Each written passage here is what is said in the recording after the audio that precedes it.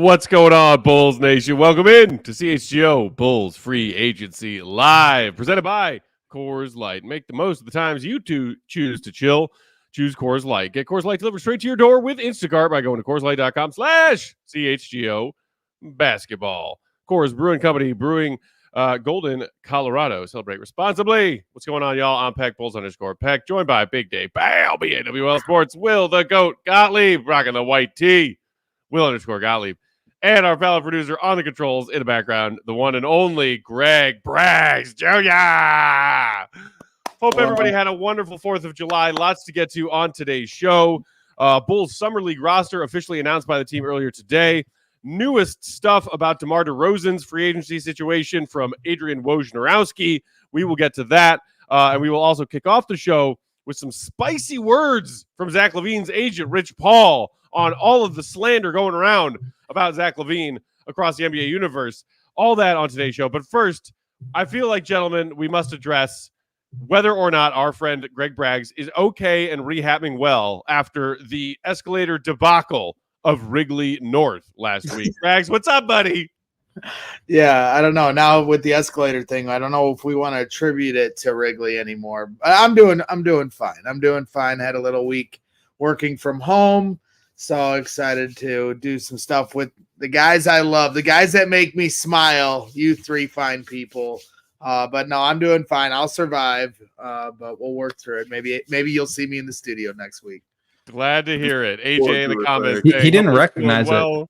In good spirits, Braggs. Rebuild the knee brick by brick. I know. And yes. the Cubs guys, yes. It was a Friday 120 today, and they won. So now they're trying to kick me off the Friday 120 club. So this is what I get. This is what I get. So. Man, what's your record on the 120 club, Braggs? I stopped counting after we lost so many in a row, and then I really stopped counting when I almost died. That's a fair take. Well, I'm glad you didn't die, Braggs. Me too. Gentlemen, did everybody have a nice 4th of July? Have a nice day off yesterday? Get out some sunshine? Does everybody still have all of their digits? The kids who were lighting off fireworks behind my house maybe don't, though. Last night they were blowing some stuff up. A little worried about them, but I think they seemed okay. Yeah, they were having a blast, man. But I really wasn't around. I was with my family. We went out to like Hoffman Estates, someplace, and I wish I could remember the name of it. City Bulls game? Like I wish, but it was like some arcade emporium with just a lot of games and bowling and laser tag and food and all this other stuff. And, just the family hung out all day long doing that stuff. So, yeah, it was a cool 4th.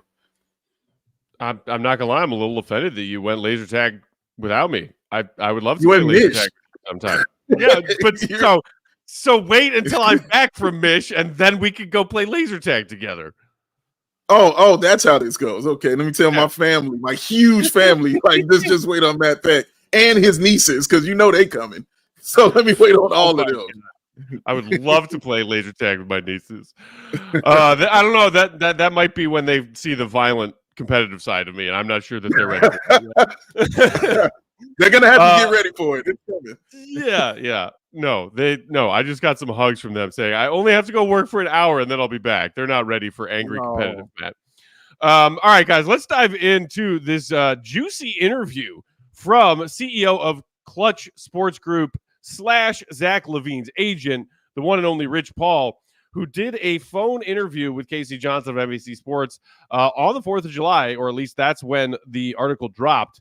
And it was just one statement from Rich Paul that made it to Casey's column. But in that one statement, he says a lot, and I want to dive into it. In case you missed it, here's what Rich Paul had to say. Quote, "I want to make this clean and clear. This whole idea that Zach has been anything but professional in this situation is false. This guy has played hurt. He's represented the franchise with class. A lot has taken place during his time with the Bulls, and he's taken the high road every time. Does every player get frustrated at times? Yes, but Zach has been the ultimate professional and deserves better.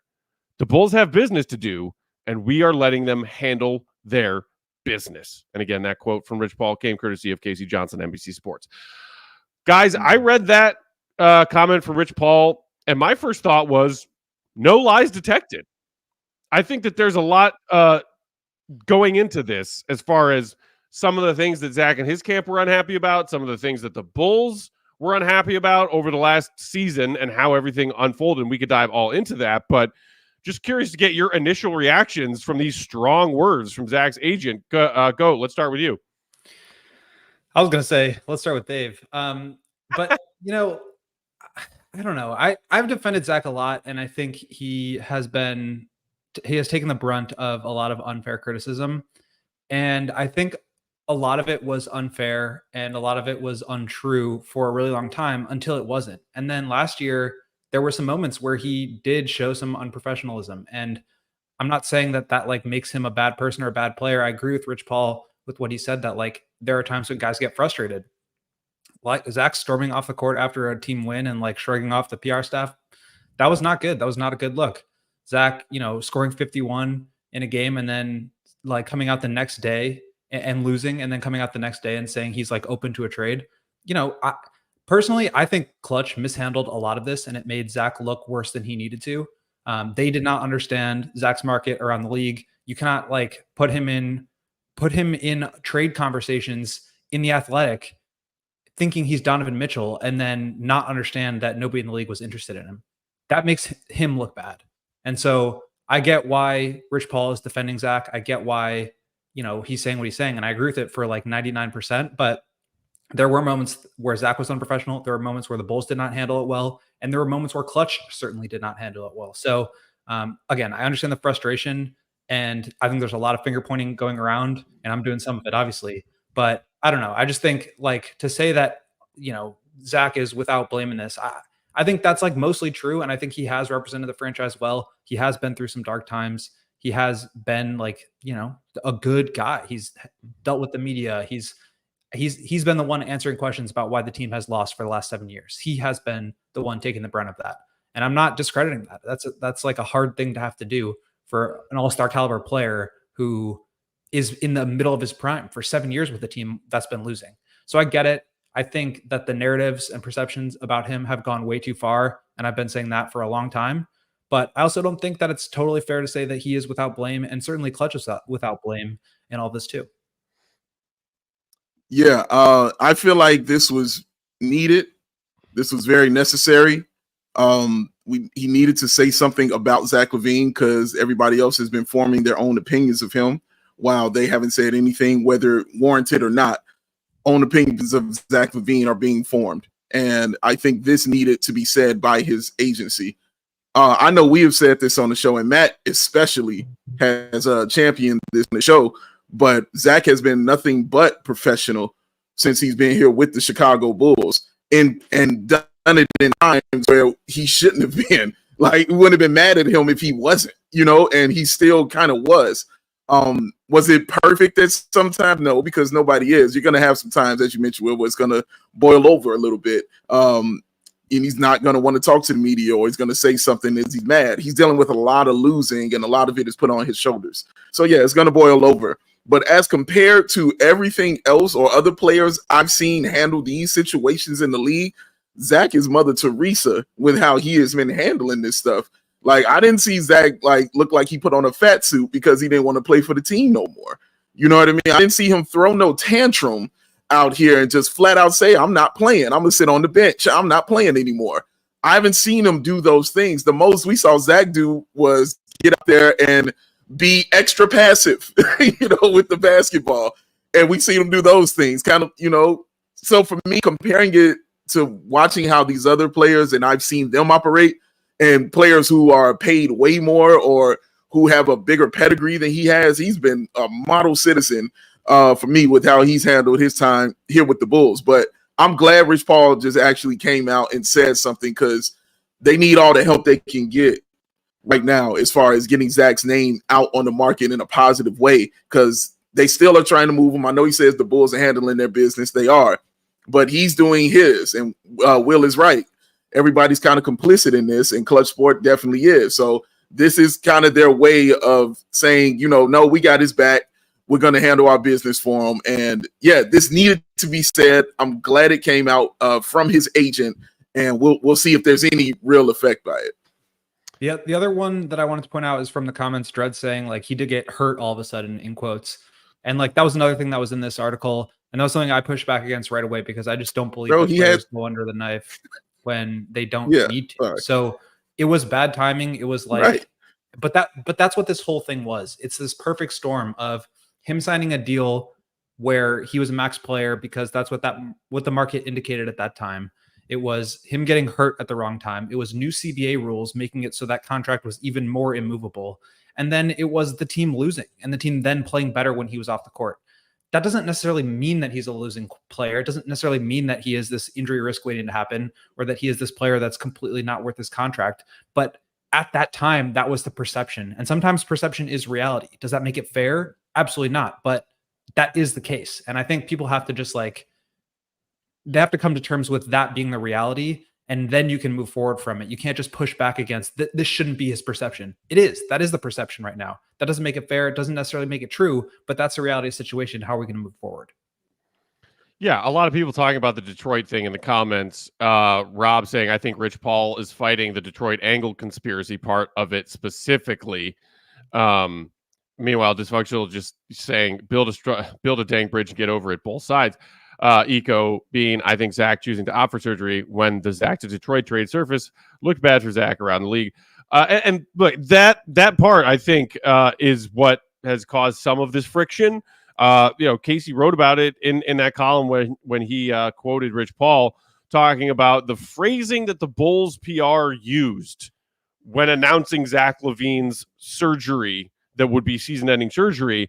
And for the specificity, because I think it might be important here, that, in case you forgot, went like this from the Bulls' official PR press announcement on Zach's injury. After seeking additional medical opinions in consultation with the Bulls' training staff and medical staff, guard Zach LaVine and Klutch Sports Group have elected surgery on LaVine's right foot as the next step in his recovery process. And Casey mentioned that the way that was phrased, along with the report about the Pistons being interested at the time, created this false narrative that Zach faked an injury or exaggerated an injury to avoid getting traded to the Pistons. And Joe Cowley chimed in too. And he was doing an interview on 670 earlier this week. He's also written about it, saying that Zach and his crew did not exactly love the fact that the Bulls PR staff chose to phrase it that way, making it sound like it was Zach and Klutch Sports' choice to have surgery when there were non-season ending surgery options on the table. And I think it's fair that they are maybe a little bit salty about that. And that's what I'm saying. Like, everybody has to own a little bit of a piece here, as Dave always likes to say. Sure. Like, there's a lot of like micro shots going around, and that's what happens when things get messy like this. I mean, you don't even like remember what the original argument was about, but it's just like everything's tit for tat. And that's how these things devolve so quickly. That's how we've gotten to where we are. So I understand the frustration from Zach. I don't think that everything about him is true. I do think the pendulum has gone way too far, as I've said many times.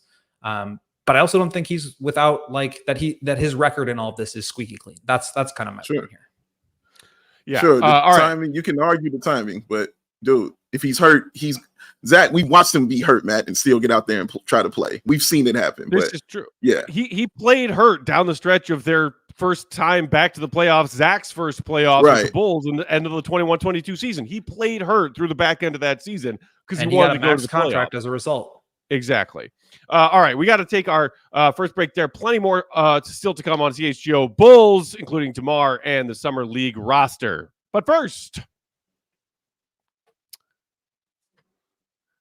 today's show brought to you by our friends at Circa Sportsbook. It's okay, I got this one, Dave. Man, Summer League is a week away. A week from right now, y'all, we will be having recently arrived in Las Vegas to cover the Chicago Bulls Summer League season. So excited, and so excited that we will be spending that time, part of it at least, at Circa Resort and Casino in Las Vegas. Brand new, beautiful place. We're going to be doing live shows from there. In the meantime, you got to check out their Circa Sports Illinois app at circasports.com/Illinois-app to sign up today to take advantage of their wonderful moneyline splits and low hold model. Always striving to have those odds of -110 out of the gate for point total over-unders, money lines, game spreads, and more. Unlike a lot of other sports books these days who push those odds out of the gate to -115 or -120 for no reason at all. Circa also has unparalleled, unquestionably unbeatable customer service. Real people behind the Circa Sports brand who resolve any issues you might have in a timely fashion, unlike the other sports books who use the dreaded chatbots that we all hate and want to die miserable, painful deaths because they're useless. Not Circa. Circa lets you talk to real people when you have an issue. All aspects of that Circa Sports Illinois app are being run by the same team that run their main Circa Sportsbook at Circa Resort and Casino in the one and only Las Vegas. Download that Circa Sports Illinois app at circasports.com/Illinois-app to sign up today. Be on the lookout also for Circa's events, watch parties, and tailgates. Shout out to them for always hanging out with our 120 CHGO Cubs crew, just like today, even though Braggs wasn't there. Circa's always rocking. If you or someone you know may have a gambling problem, call 1-800-GAMBLER. That's 1-800-426-2537. Text GAMB to 833-234 or visit areyoureallywinning.com.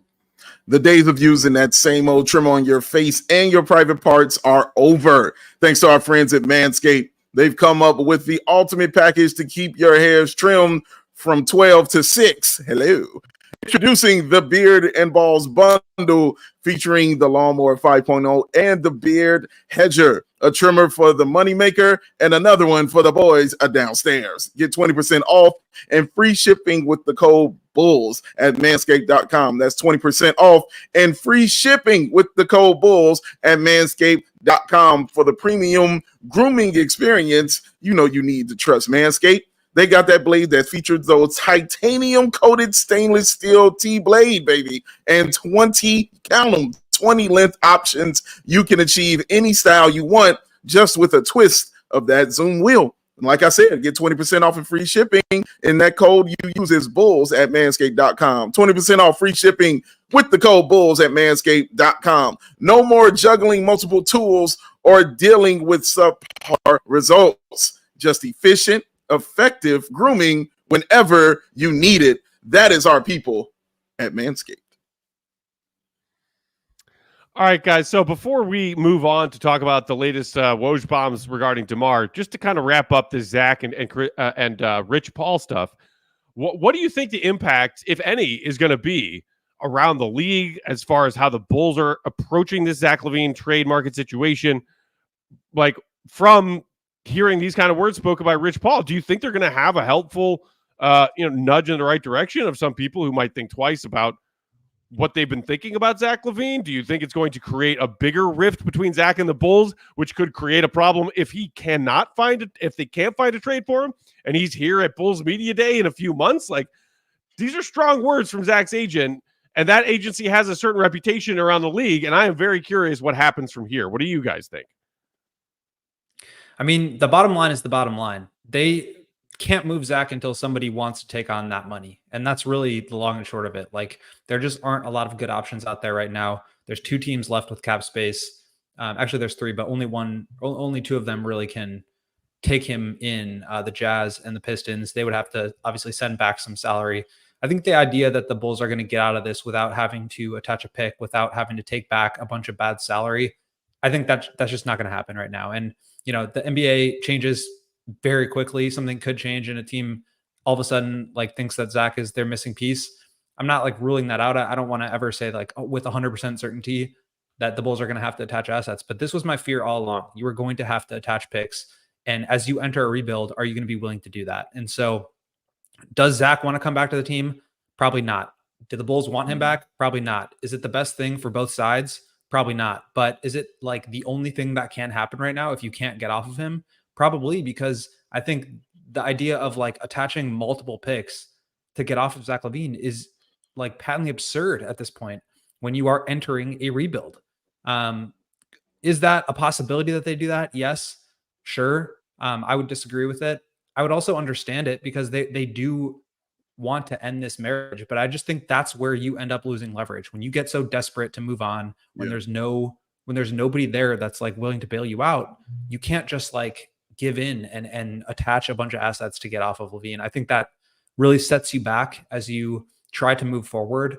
I was thinking about the other day what the Jimmy Butler trade tree has turned into, right? So it's Jimmy Butler, you get Lauri Markkanen, Chris Dunn, Zach LaVine. Chris Dunn walked for nothing.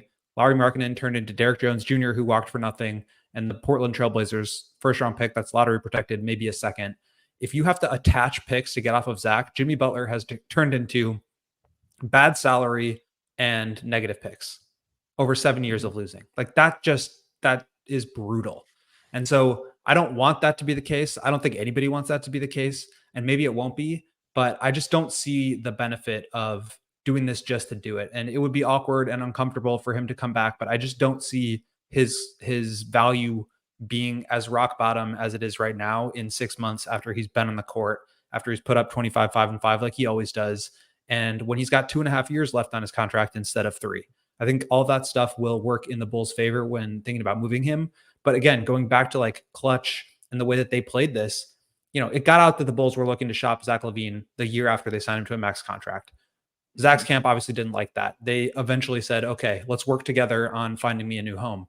When it's so obvious that you are just trying to dump a bad contract, that's when teams aren't going to like budge off of their spot. And so the way that all 3 sides have played this, Zach's camp and the Bulls, it just has set it up for failure. And like I said, the cap changing, his contract being what it is, him getting injured, all that stuff came together at the worst possible time. And selling him now, I think, would be a mistake in that sense. I do understand it because it's probably best for all parties to move on, and they should eventually. But God, that would just suck to have to give up multiple picks to move forward because you're not moving forward at that point. Yeah, I agree with that. I think, and I guess because it's just who I am as far as how I think positively, but I do think that they're going to get something and make something happen. And I think it has to happen for Klutch Sports in this sense. They have to maintain that kind of reputation that when it looks bleak, when it looks dark, we can get our players what they want and get them where they need to be. That's always kind of been the case out here for Klutch Sports, right? When guys need to be moved and guys need to go somewhere, Klutch Sports, if they're with that agency, they get moved and they go somewhere. When it's time to get their money, they get their money. They have a really high percentage rate at doing those kind of things. So taking on somebody like Zach LaVine, who has those numbers and has that money, I feel like they have to be impossible possible. And of course, the Bulls are a big part of this, as you mentioned, Will, and as Rich Paul says, they have business they have to do. But it's going to reflect on them also about getting this done and how they get this done. I don't want to give up. You're right. Well, I don't want to give up any picks for it at all. It would be crazy to see Zach back at Media Day. That would just be super awkward for Zach and for everybody around. I know Zach will be professional about it because that's just kind of how he's always been. But I don't know how they're going to handle that. Like, that's going to be wild to think about. But I just really think they're going to get something done for some kind of team, some kind of way. But yeah, Klutch Sports has their reputation on the line with these kind of things right here. And they definitely have to make that move. Hey, Julia, they definitely have to make that move to get Zach LaVine to another team, and not just necessarily a team he needs to be at, but to another team. So I'm interested to see how the Bulls continue to approach this, Will, because you know how I like to say the Bulls don't have the ability to operate from a position of strength. Everything is from a position of weakness right now. And this is a great example of that. When you're having to give up your best stuff just to get rid of a guy, that is definitely a position of weakness right here. So I'm just interested to see how it goes forward. They have time. It's not like this has to get done this week or next or something like that. But I think reputations are on the line as far as like Klutch Sports are concerned. But I do believe something is going to get done. I don't know why, I just do. I like the optimism from Brax saying Zach fits well with Giddey. I'm not optimistic, but there is that. Okay, I'm like done thinking about like Zach being this like theoretical fit next to guys as they like build their team. Like, we've been waiting 10 years for that. It's not going to happen here. I think it could happen on another team and he could look really great there. But that's what we're talking about when we're saying like it's best for everybody to move on. And Dave, I just wanted to say to your point about Klutch having, involvement with this. I'm not really sure how much power they have in these like negotiations. They like I kept hearing people talking about this as like both sides are very motivated to get something done. It's like, well, who cares how motivated Klutch Sports is to get something done if nobody around the league wants this guy? So then I was like, well, I don't know. I was like kind of asking around and trying to figure out, how much power does Klutch have in this situation? Can they say like, I'm not going to bring, let's say like, the Kings are a team that wants to trade for Zach. Could Klutch say like, unless you give the Bulls a pick, you are not getting any Klutch clients from now on? Like, I don't know if they could do that. Probably not. That would be like a dumb way to do business, because like there's only 30 teams. To cut yourself off from one is probably not a good business decision. But I do wonder how much power Klutch has in this situation, because right now the Bulls have none, as you said, Dave, and that's how you get in this situation. I want it to be over. It should have been over by now. And I don't think it's like the best thing for anybody for it to keep moving forward. But like, I don't know, man. Is it really better to just be done with it at the cost of 2 first-round picks? Because, if the reports from a couple weeks ago are true, teams aren't even willing to take him for 1 first-round pick. So now you're giving up 2 first-round picks, or Io in a first-round pick just to get off of this guy. I mean, that is just, even if, like, when you are a rebuilding team, what you're supposed to do is be cheap, take on bad contracts in exchange for picks. The Bulls are now giving up contracts in exchange for picks and getting expensive by trading for guys like Giddey, by giving Patrick a bigger deal. Like they've just like handled this in such a backwards way, and it's really setting them back. I don't want to see them set themselves back even further than they need to. Flex Diggs in the comments saying, I'd rather have Zach go sit down somewhere than give up our picks. Why are we giving up picks? We're finally rebuilding. Somebody else in the comments, Dino Mac, talking about how you also cannot be giving up picks to get off a contract when you're starting a rebuild. And I do agree with that notion, and your stance as well, Goat, that like it would just be absolutely brutal to have to attach draft capital to Zach to get off his contract at this point when both sides are ready for this divorce.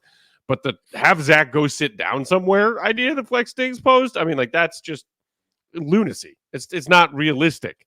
What do you want the Bulls to give Zach LaVine DNP CDs or fake an injury, which is the thing that people were throwing out as a conspiracy theory and yelling about and yelling at Zach LaVine for in the first place before we got here? No. If you cannot find a deal for Zach where you don't have to give up assets to get rid of him and feel like, okay, let's all be grown-ups and deal with this. Zach, go ball out. And maybe he does play well with some of these younger pieces in this new team. DeMar moves on. Vooch, I guess, is still here.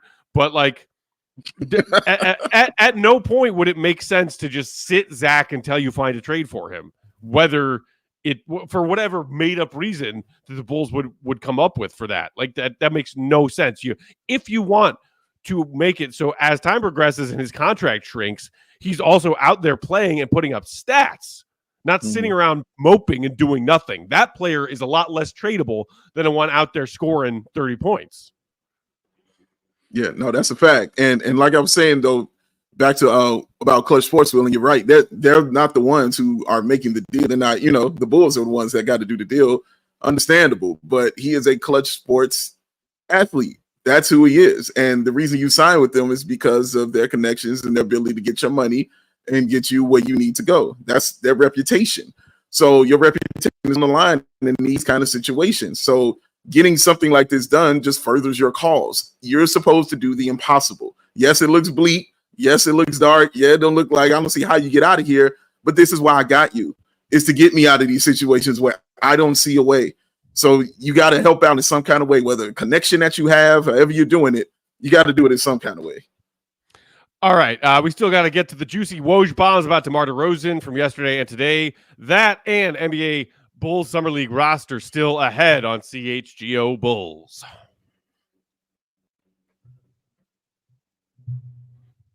Sunnyside.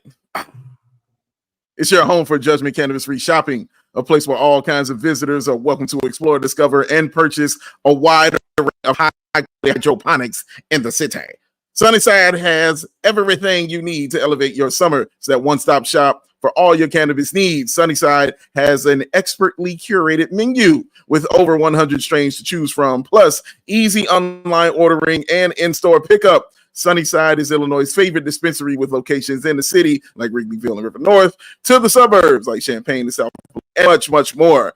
And here for the summer is the Good News Tea Time disposable vape. bringing classic lemonade flavor that's perfect for the golf course, because we all need a little help staying loose on the green. A wink, wink. So head to sunnyside.shop, use the code HICHGO at checkout, and for 35% off of brands like Cresco, Good News, and much, much more. And do all of this to elevate your first purchase. Sunnyside Cannabis Dispensary, bright buys every day, only for 21 and over, and Illinois Med card holders. If you haven't done it yet, now is the perfect time to sign up to become a CHGO diehard, because you get discounts to all of our fun events that we do out in the community with our fellow Chicago sports fans. The CHGO Bears tailgates that are right around the corner, led by the one and only loudmouth himself, Greg Braggs, producer of today's show. Plus, also those CHGO Cubs Friday 120s are a lot of fun. Anytime we do takeovers for Bulls and Blackhawks games at the United Center, you get discounts on those. I'm not loud. Says the loud guy. You also get 20% off every single time you shop at that CHGO merch locker, plus a free shirt of your choice when you sign up. We also have hoodies available, zippy hoodies, hats, winter caps, pint glasses with our awesome different graphic designs and brands on them. And every time you shop, you get 20% off. Of course, there's also the best of the best when it comes to our content, written quality journalism from our credentialed reporters like our guy Will to Go Gottlieb here, plus one on every beat for every team. The best of that we save from behind that paywall, like a lot of Will's draft coverage from last month. I think some of our upcoming Bulls Summer League content is also going to be for diehards only, so keep an eye out for that. Just the latest example of why you need to sign up to become a CHGO diehard if you haven't already. Join the Discord chats, hang out, diehards only in there. It's the best of the best. What are you waiting for? It's pennies a day to be a CHGO diehard, y'all. Sign up now. All right. Just real quick before we move on to DeMar, DJ Cabs one in the comments saying Zach's been trashed since the day the Bulls traded away Jimmy for him. All right. Well, go be a two-time NBA All-Star and then come back to me with that comment, DJ Cabs one. Trash. Absolute trash. Just a trash player. It was like a few free throw percentage points away from having a 50-40-90 season where he dropped 25, 5, and 5. Absolute trash. Like you said, Goat. Like Goat said, like his agent Rich Paul said, the Zach LaVine Slater has gone too far. Yeah, okay? Really Jesus. All right. Now let's talk about the latest as far as where DeMar DeRozan is going to end up, because it doesn't sound like it's coming back to Chicago. In case you missed the latest from Woj, here is what he had to say regarding DeMar DeRozan and his future, if you will, Mr. Braggs. The Bulls are willing to work with the team on a sign and trade, but the Bulls don't want to take contracts back. They'd have to find a third team to take on money to make that work. I think the DeRozan market is going to play out over the month of July. And that was Woj on a SportsCenter hit. And then on a subsequent SportsCenter hit, he also, I think, used something like the phrase, DeMar is gone from Chicago or something like that, Goat? Yeah, I'm seeing if I can find it here. Today he was on some TV ESPN show, and he said, certainly DeMar DeRozan has played his last game for the Chicago Bulls. He then goes on and say that the Kings have been a team that's dug in on DeMar, but the Bulls don't want to take back bad salary, so they're looking for a third team that they can put that salary onto. I have thoughts about that. And then he followed that up by saying, quote, Sacramento right now is the team to watch between now and as the moratorium ends over the next 24 to 48 hours. So I do not think that means that there's going to be a deal done in 24 to 48 hours, but that's when the moratorium ends. It ends tomorrow night. That's when teams can actually start signing guys to deals. Right now, everything has just been agreed upon. So things will start to take shape. A lot of the deals that we've heard so far are going to expand into 3 or 4 or 5 team deals. In some cases, the Buddy Hield trade got expanded into a 5-team deal. So that's the kind of situation where you're looking at potentially offloading some of these contracts that the Bulls would be taking back onto that third team, and then DeMar going to a team like the Kings. And that's really the holdup right now. I've been getting into it on Twitter with some people because I posted a fake trade. The Bulls have a lot of leverage here if they decide to use it. DeMar can't go. Okay, DeMar has to either say, I'm going to take less money, or the Bulls need to play ball and sign and trade me. If the Kings want to offer him what DeMar wants, they can't do it without sending back bad salary. They have to find another team to do that. The Bulls can just say, nope, we're not going to play ball. So unless you give us a pick, we're just not doing it. That's how the Bulls ended up giving the Spurs a pick when they did the sign and trade in 2021. I do think that they are in a position of leverage here. They have to like use it correctly. But the idea of, taking back bad salary just to give DeMar what he wants, I understand that they want to be a players first organization. They want to help DeMar get the contract, years and dollars that he deserves, that they can no longer offer him. But they're not doing that at the expense of going into the luxury tax, and they're not doing it at the expense of clogging up their books for the future. So they'll play ball, but you got to make it worth their while. That's the leverage you have. They can just say, nope, sorry, DeMar, you can go sign with the Jazz if you want to go into cap space. You can go sign with the Spurs. You can go sign with the Pistons. Otherwise, like the team you're going to, they either have to give us a pick or send their bad salary elsewhere because we don't want to take it. And that is a lot of power. I know DeMar is a free agent, but like none of this works without the Bulls saying, okay, let's make a deal here, but like what's in it for us?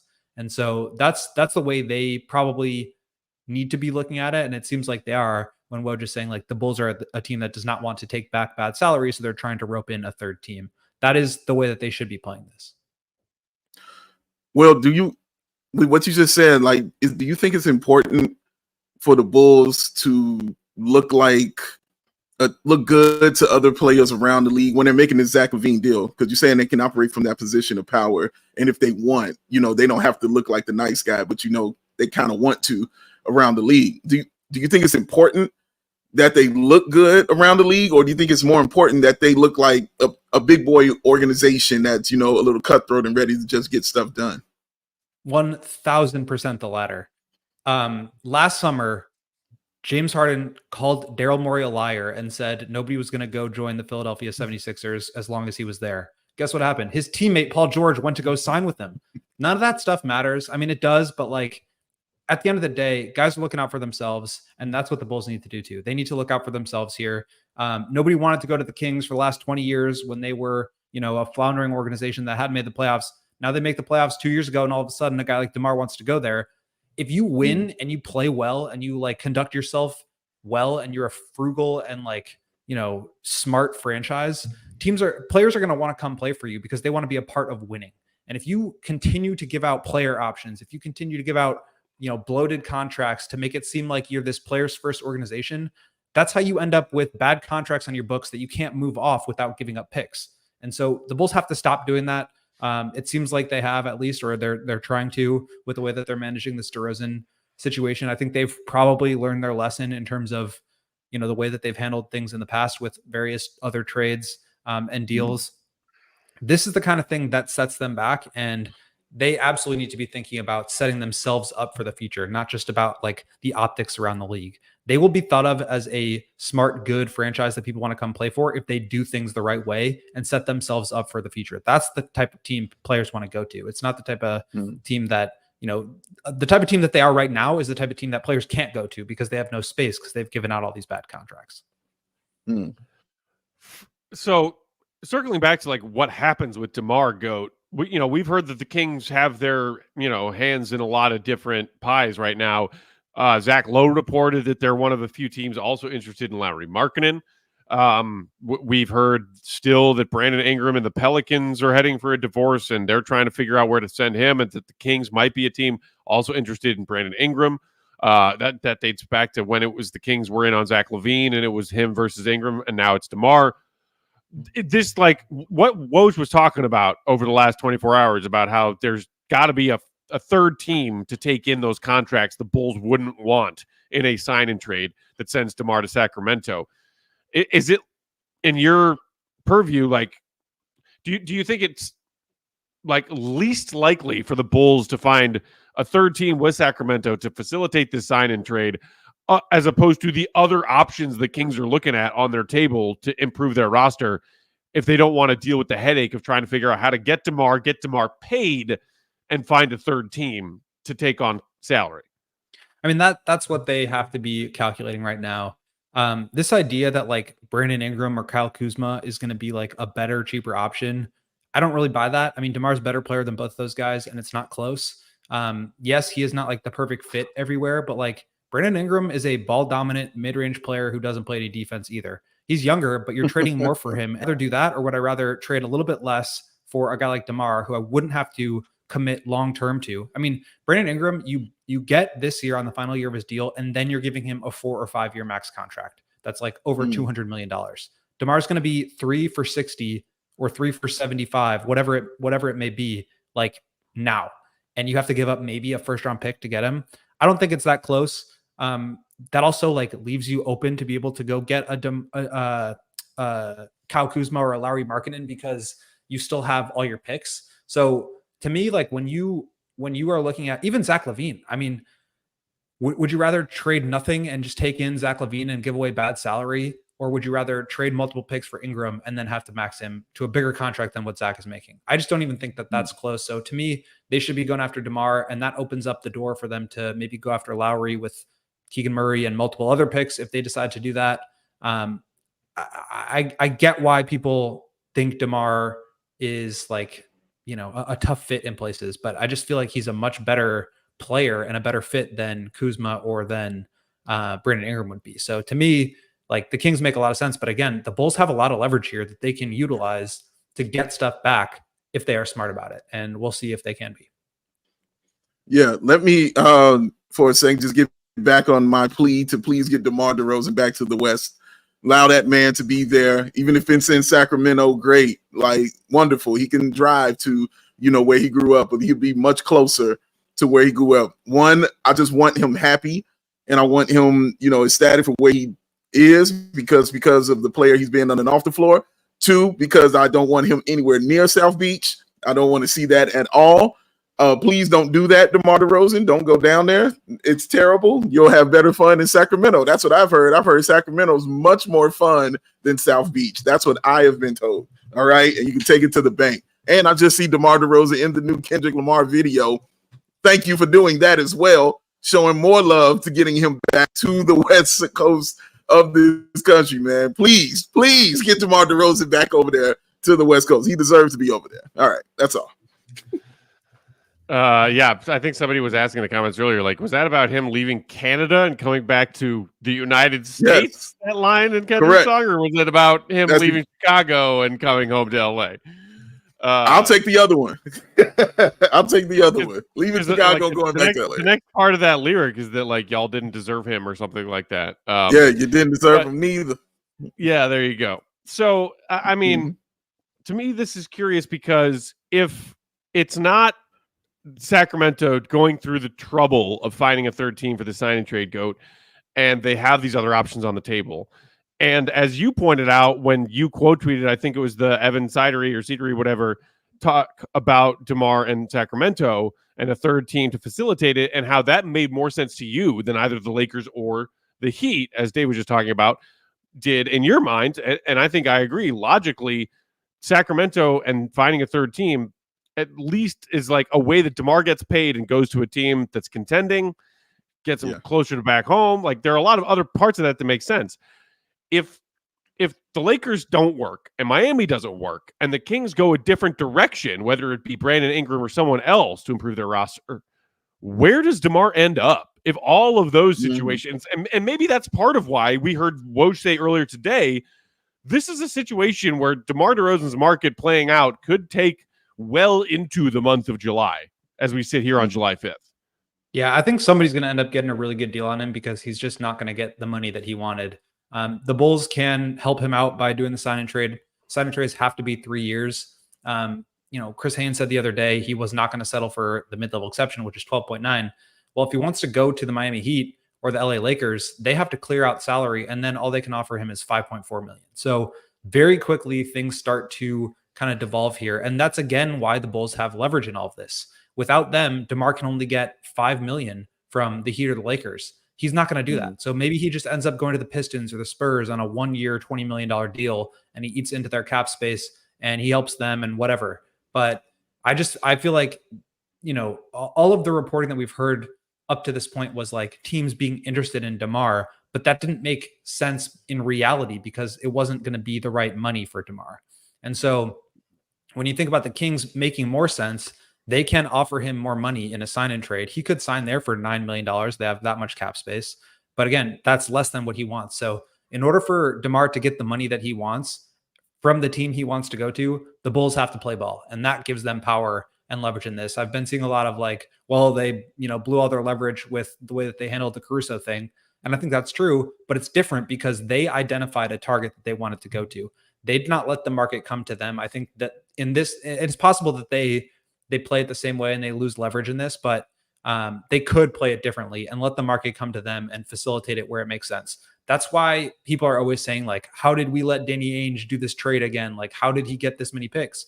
He lets the market come to him, and he has players that people want, and that certainly helps.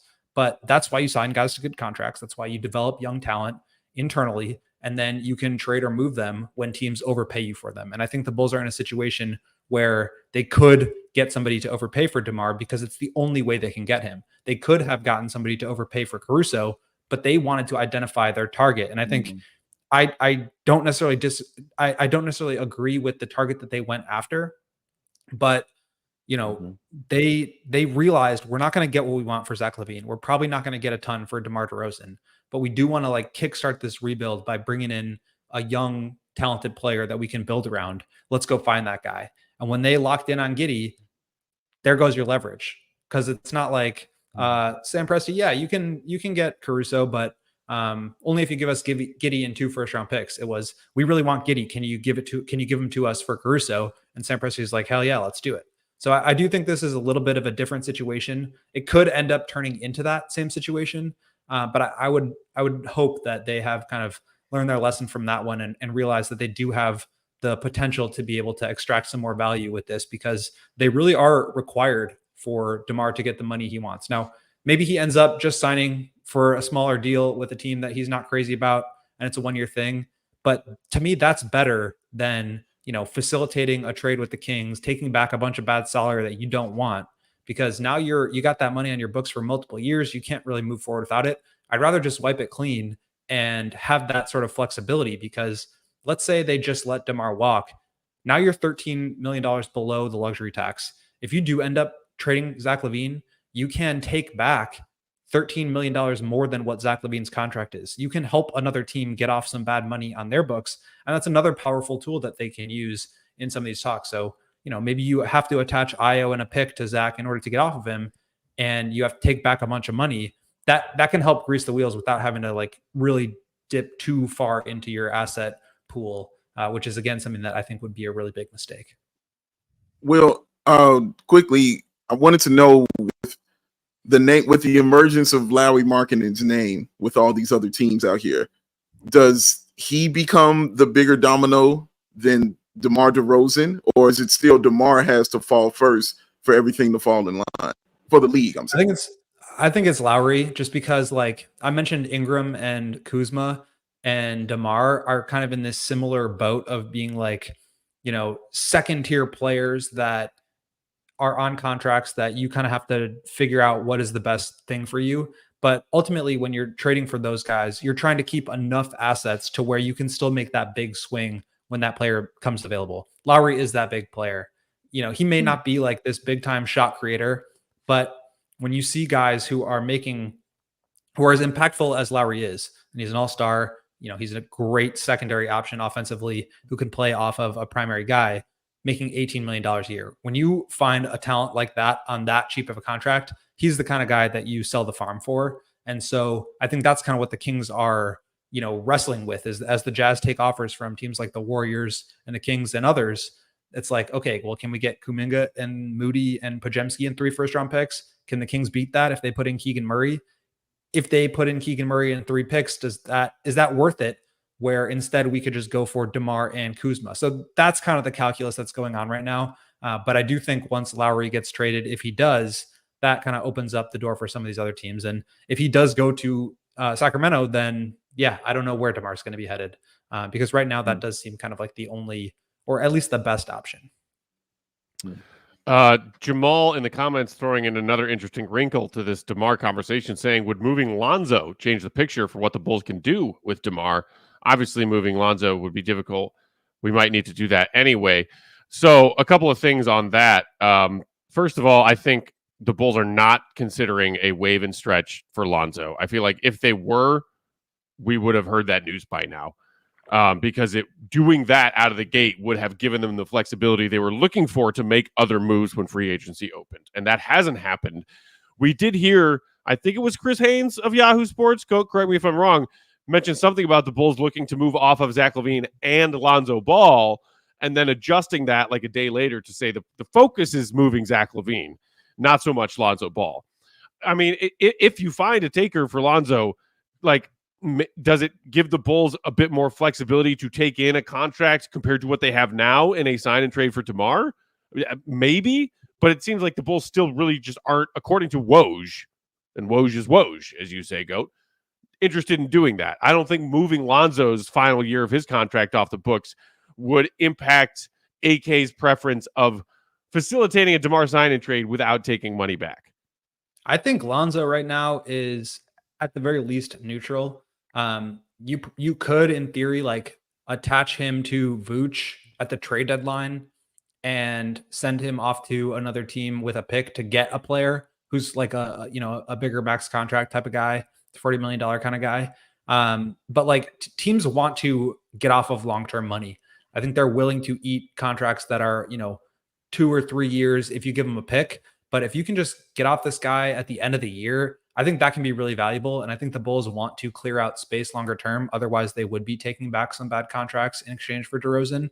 So to me, keeping Lonzo makes sense. Maybe you can get him on the court, maybe not. But at the end of the day, he's off the books next year and you don't have to worry about it anymore. Whereas if you waive and stretch him, or if you, try to trade assets to move off of him, maybe that brings you back some cap relief, but it's just not going to be worth it because the Bulls aren't really building anything for to compete this year. And they shouldn't be. They should be thinking about like their longer term cap flexibility. And so Lonzo really does not impact that. I wouldn't attach anything to get off of him unless it's, like I said, turning him and Vooch and a pick into a very good player that they could build with moving forward. Yeah, and I mean, like, we were going to touch on it the other day, but free agency stuff, and we didn't have time for it. Somebody in the comments was talking about it. Maybe like we wait and see what Lonzo looks like in training camp and then do a wave and stretch. That was DJ Cavs 1. Like Lonzo, there was another viral video that went around where he looks like he's playing basketball on a basketball court, looks confident, looks smooth, looks like he's cutting well, playing through traffic.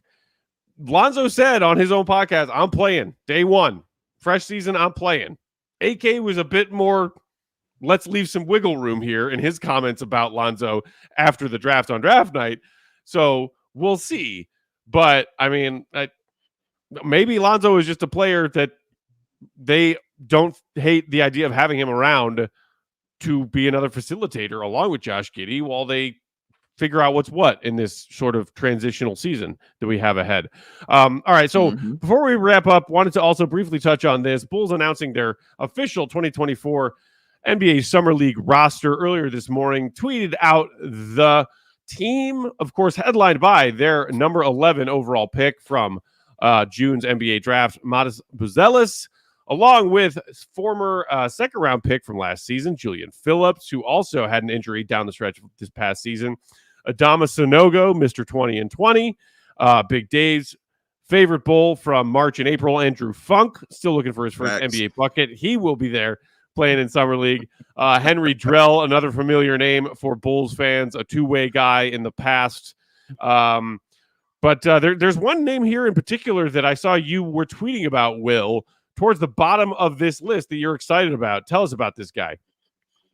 Yeah, Darion Sebron. He was in the Dalen Terry draft, I believe, and he's kind of a similar player, actually. Long, lanky, big guard. He put up some big numbers with the Pelicans G League team. He's a little bit older. I want to say he's like 22 or 23 at this point, but he's just, I think, a guy who has some upside and a guy was interested in the like mid-second round of that draft. So it'll be interesting to get to see him a little bit and see what he can do to help facilitate the growth of guys like Buzelis and Julian Phillips, who are really like the focal points. I thought it was a little weird that, well, maybe not weird, but like I would have liked to have seen Dalen Terry on the roster. I know third-year players are not typically going to Summer League, but Walker Kessler's going. It does happen. And what you really want to see in that situation is Dalen Terry come in, absolutely dominate the competition in game one, score, put up a 20-point triple-double and then get pulled to not play again. Like that's the ideal scenario. That's what happened with Patrick Williams like 3 years ago or whenever that was, going into his second season. That's kind of like the dream when you're talking about developing your young players, giving them a chance to really dominate. We saw Dalen Terry struggle last year with the ball in his hands, but I think he's gotten a lot better. He's put on a lot of weight. He's just really athletic and good at defense now. And I would have liked to see him in this situation where he could have the ball in his hands a little bit more. Not like disappointed about it, but it just would have been nice to see. Word. This is where I slightly disagree with Will. It's because I didn't want to see Dalen at all. I didn't want him in the summer league at all. I didn't think it was anything for him to prove. Even if he went up there and dominated, for me, it would be taking time away from Modest and Julian Phillips, who I want to see out there on the floor all the time and with the ball in their hands. I want Dalen just to go work on his game. He's worked with DeMar. He knows how to train now. He knows how to do those things. He knows what he needs to work on. Like Will said, he's definitely gotten bigger. Been watching his shot. His form definitely looks better than it has in those previous 2 years. So everything else, I guess we'll just see. I think for me, seeing him in summer league would be a selfish thing for me. And I'm speaking for me. It would be selfish because I would just want to see that he's got it. And then I'll be like, okay, yeah, he's got it to do it like that. But all in all, I didn't want to see him there. I didn't want to take that risk of anything, of him taking away from other players there. And I just didn't want that risk of him being there. I'm completely fine with him not playing. I definitely want to see Modest. I can't wait to sit and watch and just focus on him and see everything that he does, and then just annoy Will with my million questions of when I'm talking about him and pointing out stuff to him and pointing out stuff to Matt that I'm looking at. I can't wait to do that. I can't wait to see Matt's guy, Julian Phillips. Like I can't wait to look and see his growth and see if he's more so developed and grown, I guess, his basketball skill to match his IQ. I already know he has a pretty high IQ. I want to see skill match it. I want to see his three-point shot look a little bit better than what it was. It doesn't have to be the greatest in the world. I just want it to be respectable. So I want to see that. And, of course, Matt knows I want to see my man baptized in the funk. I want to see him out there, man, doing his thing. So I'll be the only one cheering him on. Sit there in Summer League. I can't wait to watch it, man. But yeah, I'm excited to watch it. And I don't know, Will, is Billy Donovan's son going to be a part of the coaching staff of this league team? He will be the head coach. It is head coach. The team announced that earlier today. That was the other thing I wanted to hit on before we get out of here. Okay. Billy Donovan III, who was hired as the Windy City Bulls head coach for next season and beyond, also named the Summer League head coach. John Bryant, I'm sorry, buddy. The Bulls did you dirty. They did you dirty. I like John Bryant. Yeah, a little bit. But like we said, big boy organization stuff. They're gonna do it. You know what I mean? And we're gonna talk about nepotism with Bron. Come on, I was gonna say we can all cry nepotism with Bronny Jr., but you know what I'm saying? Bulls are one of the worst when it comes to nepotism, and not with players. With freaking executives and coaches and ownership, obviously. And I'm interested to watch him too, and just watch him, coach the team and see how he does that. Because he's right, John Bryant is awesome and a great communicator and just a nice person in general. So I'm curious to hear him. Just curious to hear him talk and watch how he coaches this young league team. Well, John got a big promotion this year. He's moving to the front of the bench, so I think he's doing all right. Maybe this was even beneath him at this point. So it'll be interesting to see Billy Donovan III get a chance to take the reins. And obviously he's going to need the experience because he's going to be coaching up the Windy City team this year. So we'll see what that looks like. And I don't know. I imagine in the past we've had, a couple of days of practice before the team heads out to Vegas. So we may have some media availability with them next week leading up to it. But Friday, we are heading out. Saturday, we got a game. Sunday, we got a game. We'll have post-game coverage. We'll have all sorts of fun stuff going on at Circa Resort. It's going to be a blast. I can't wait. Yeah, I'm excited, man. We will be there. Our guy, Joey, the Troll Spathis, will be coming with us. Can't wait to connect with all of the other NBA crews across the All-City Network. Can't wait to mingle with some other NBA media people while we're there. And, of course, most importantly, get some great content for y'all, our fellow Bulls fans, getting a closer look at Modest Buzelis, their number 11 pick, Julian Phillips, fresh off of his injury rehab. Adama Sanogo, and more. Also, their Exhibit 10 undrafted free agent signing, the Illini product Marcus Damask, will also be on that Summer League roster, so we'll get a look at him too. We fly out to Vegas a week from today. In the meantime, we'll be back next week, back in studio in Chicago with a fresh episode for y'all on Monday. In the meantime, have a great weekend. Shout out to ISO Noah with the last-second super chat, saying Zach hasn't been the same since he signed with Klutch. Also, Zach, who have so much ammunition by no one wanting him to go ball out for us. Go prove yourself, Zach. Increase the number of teams that want you from 0 to a number bigger than 0.